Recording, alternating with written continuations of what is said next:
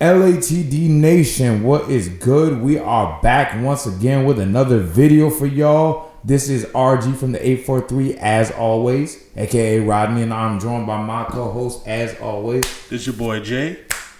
How y'all doing? Yes, sir. Clean behind that. Yes, sir. We back with another movie review for y'all. What we reviewing today, dog? We will be reviewing Twisters, the spiritual successor slash, I guess you could say, pseudo sequel to the 1996 movie starring Bill Paxton, I believe. Okay. Yeah. I wouldn't know because, I ain't never saw the movie. Same here. And it's before my time. Yeah, shoot.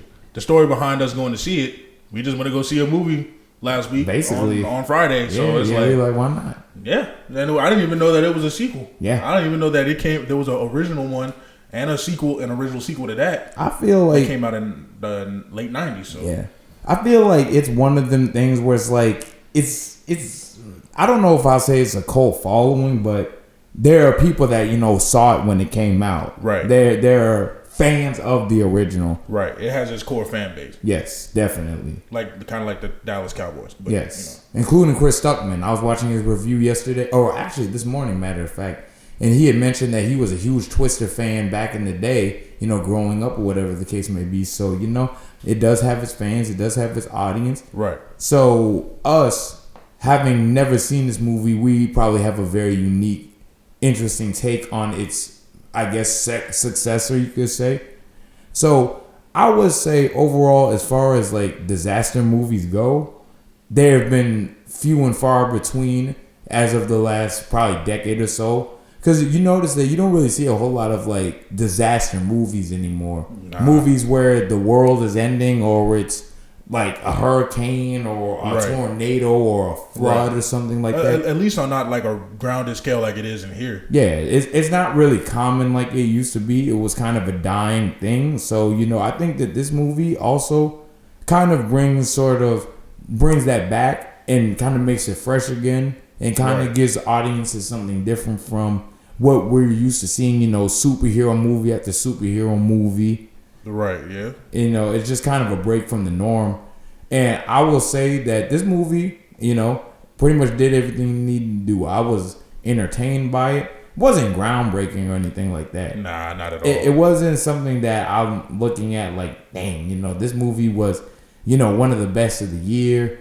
This actor gave one of the best performances of the year, which, Glenn Powell does steal the show. Glenn Powell definitely is great in the movie, continuing his streak of success that he's had with Top Gun Maverick, and then earlier this year he had played in Anybody But You. Right. Anybody But You, starring with Sydney Sweeney. He also played, I forgot who he played, but he was also like in that movie Devotion with Jonathan Majors. Yeah. Last year. Yeah, so the year before.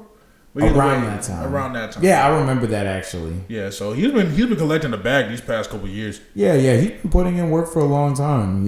He's really been out here grinding, and he's earned his spot as, I guess you could say, a budging, leading man in the industry. So, shout out to him. He did a really good job. Can't remember the main actress's name though. Right. Funny enough. Yeah, same. I can't either, but. Her name. She played Kate in it. Yes, Kate. And she's a character she's like a storm chaser, right? Yeah. So basically, yeah. So she tries to stop, pretty much trying to figure out how to stop the hurricane, how to stop tornadoes from messing up, local towns in Oklahoma and everything like that. Yeah. And she takes a break from it for a while because of a big tragedy that happened to her friends. So a tragedy occurs while she is out chasing the storm, and so she retires for a few years until she's approached by her one friend from back then, Javi, who played by Anthony Ramos. Yeah, very, very, very well. You're right. Very, very, very well decorated actor. Shows up in movies like In the Heights or most recently. Transformers: Rise of the Beast from last year. Yes, sir. So that's also a very underrated movie. I would check it out for sure. But yeah, so I did check it out. But I would say if you were me, I think they got the idea. Okay, yeah, cool. All right. But yeah, so she's approached again by Javi as he's building like this new company to chase storms and everything. But it's not what you think, and that's where kind of the movie starts to become a little cliche. because later on you meet Tyler, who played by Glenn Powell, and he's a big storm chasing YouTuber. Yes, he does it, so he's very much seen as the movie sets him up as the anarchic YouTuber guy who has the heart of gold. This, that, and third. And Javi's role in the movie is initially set up as the corporation, the evil corporation that just wants to profit and exploit people's pain, essentially. I wouldn't necessarily say Javi starts out like that because it is Kate's friend. And the thing about it is it's insinuated, I'll say. Yeah, it definitely is because, it's early in the movie.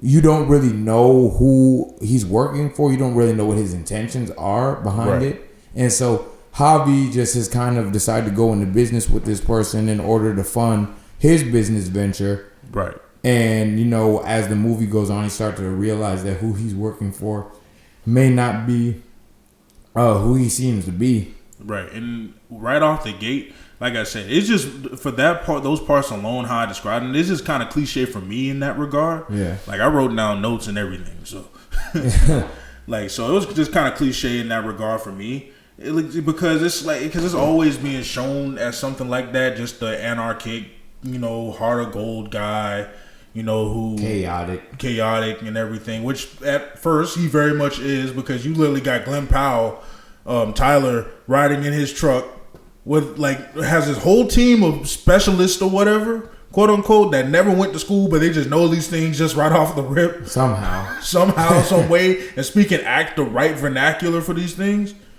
Supposedly, because I'm not like a meteorologist or anything like that, so far from it. Me too. Yeah, so I'm electrical engineering, so electronic engineering. So it's like I'm just kind of like going with the flow with this, and they just traveling into the storms, and just sitting, just literally has his truck rigged to where he could just plant it on the ground and just sit there inside the tornadoes and blast fireworks. So you get the impression. The impression that he kind of gives is that, he's kind of this cocky show off, don't really care about what he's actually doing, is just getting clout. Right. But as time goes on, Kate and him kind of get to know each other. They form like this understanding, like, oh, he's different from what I thought. Exactly. Same. Yeah, he's not who you necessarily think he is when he's first revealed. And that's one thing I think that the movie was cool for, is that they did a good job of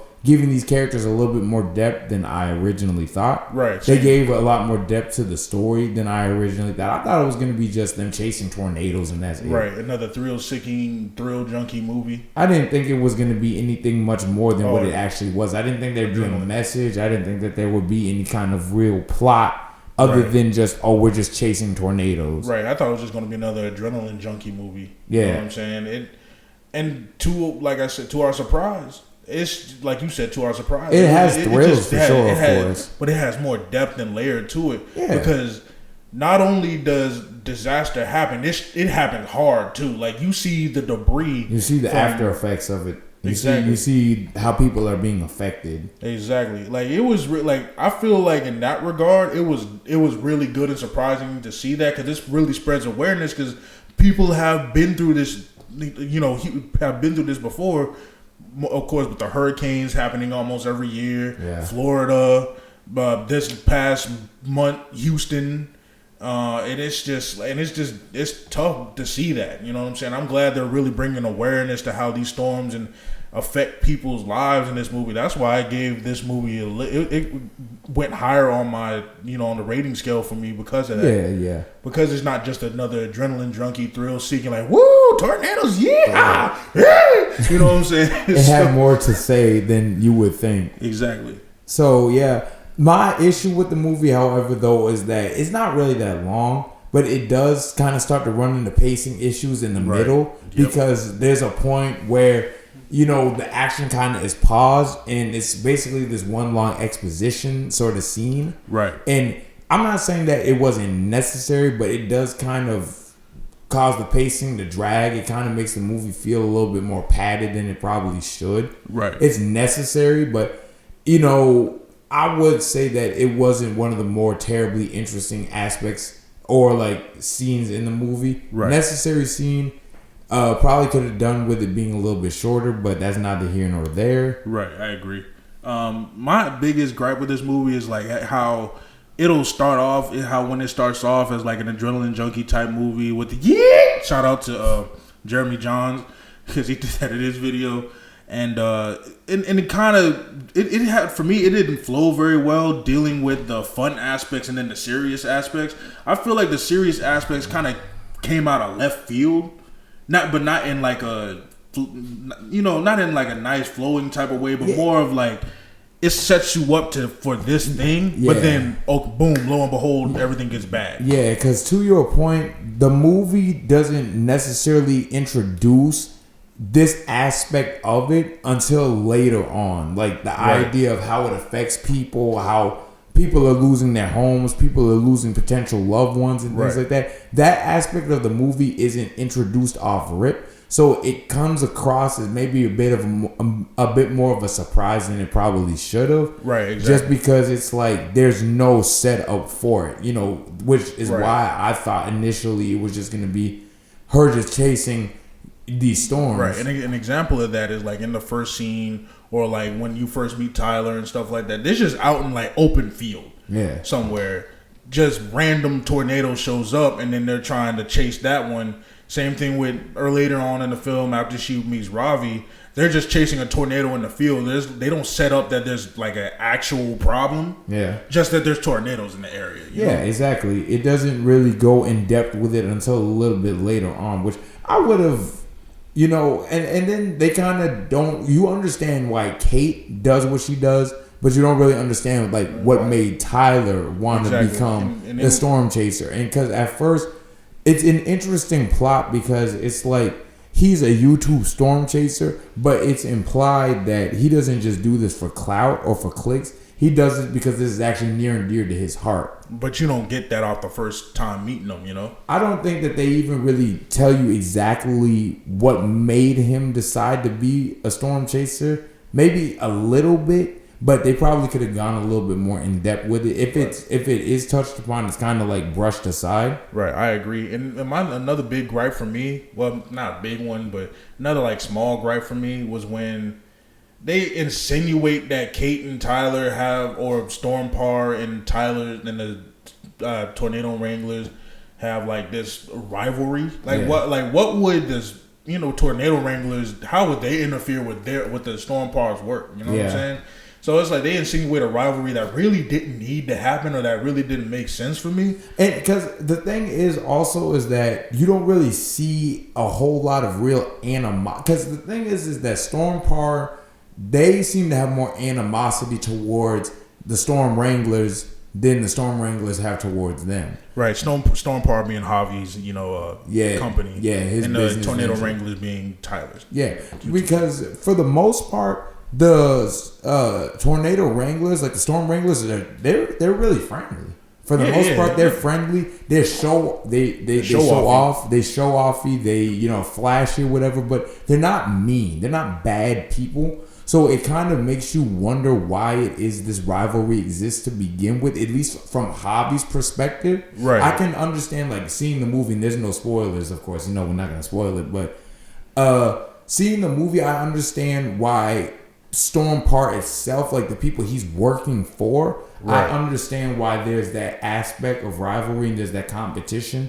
But in terms of Javi himself, I don't really see like why he had the animosity towards him. Thank you. That really cleared it up for me. Because it's just like, how does what Storm Par is doing, or how was what Tyler's doing, interfere, affecting what they're doing? Exactly, because you can still set up whatever you need to set up over here, and they can just have their fun over there. Like, why does this have to be like a race to find the tornado? And that's where, when I mentioned the flow issue, that's the biggest one, because they treat this like a game at first. You know what I'm saying? They treat it like a game, even after the tornado affects the first town. It's still the same thing. Oh, we're getting into this tornado first.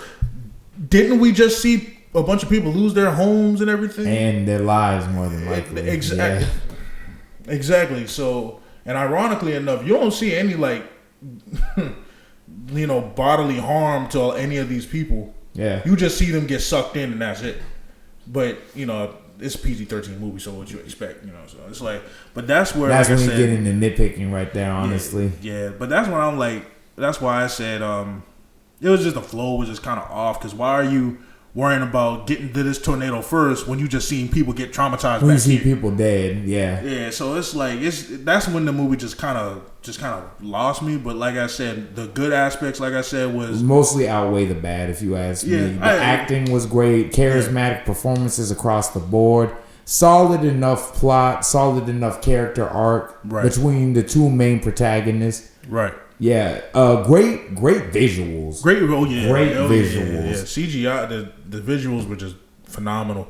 Because when you look at like the storm scenes or the tornado scenes, like it's just really riveting. Like the first, like it makes you feel like you're in it. Exactly. Which, if we had seen this in IMAX, we probably would have had more of a feeling of that. Right. Honestly, but it's just like I was on the edge of my seat. I was hoping everybody pulled through because it's like it really looked like the end for everybody whenever a tornado hit. Like that's where the movie just kind of hit a high from. That's where it shines. That's where it shines the most. Where it needs to shine is the visuals and the set pieces behind the actual storms themselves. Right, and the tension got higher. It was like the stakes got like more so like each and every encounter. Like this isn't a game anymore. Yeah, you know what I'm saying. You know what I'm saying. Especially at the end, or really when they went to that rodeo and they're trying to.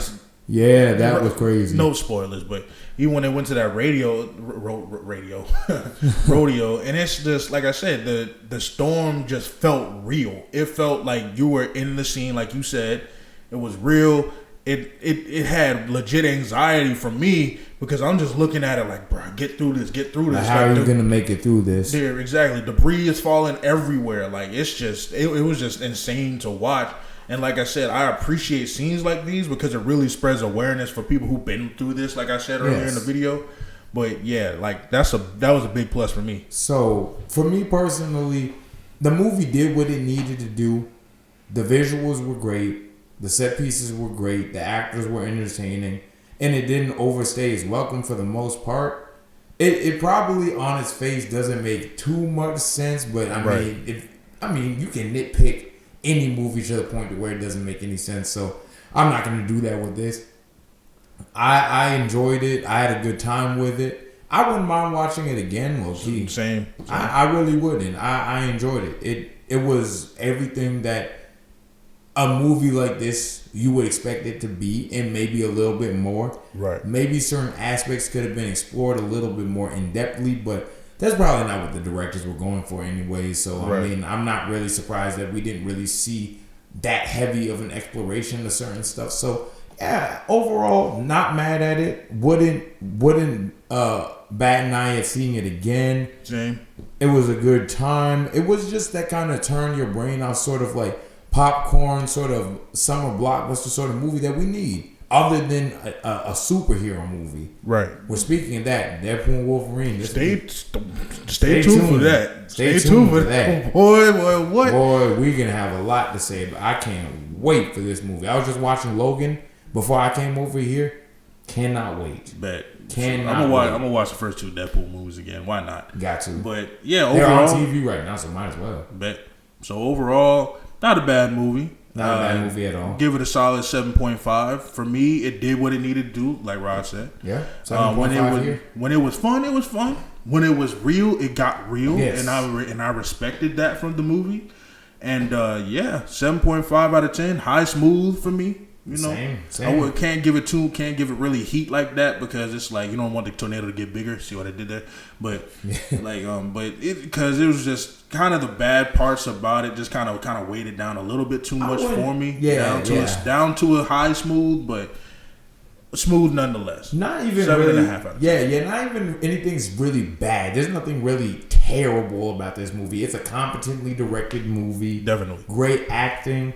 It just, the story could have used. It could have done more with what they were kind of cooking with, right? As far as the disaster element and the effect of the storms and how people recover. Could have did more with that. Probably could have did more with its villain, quote unquote, too. Yeah. Because once a certain plot point is revealed, we don't really see that person, kind of, be challenged or anything of the sort or whatever the case may be. So they probably could have done more with that aspect of the movie, but then again, who knows? Maybe that would have weighed it down or whatever the case may be. So, yeah, I mean, I agree with you. Great movie. Enjoyed it thoroughly. Don't have much to say about it. Again, this is one of those summer blockbusters sort of turn your brain off kind of movies. And I'm always down to see those kinds of movies because I feel like those are low-key almost in scarcity nowadays. High-key. Especially something outside of the superhero genre, like I just said. It just kind of feels like we don't get a whole lot of those summer blockbuster movies like that anymore. That is something other than just that superhero genre. So anytime I see something like this, especially when it's quality, I'm gonna support it. I'm gonna throw a few dollars at it. Why not? Same. 100%. Bad Boys for Life was, Bad that was Boys a good change of pace. Bad Boys, a good change of pace, good summer blockbuster as well. But overall, that's all I got on it, man. Hey, that's me. That's all I got too. Yes, sir. Well, I'm in Jay. This has been Rodney. We're LATD, man. Y'all look at the details now. Peace.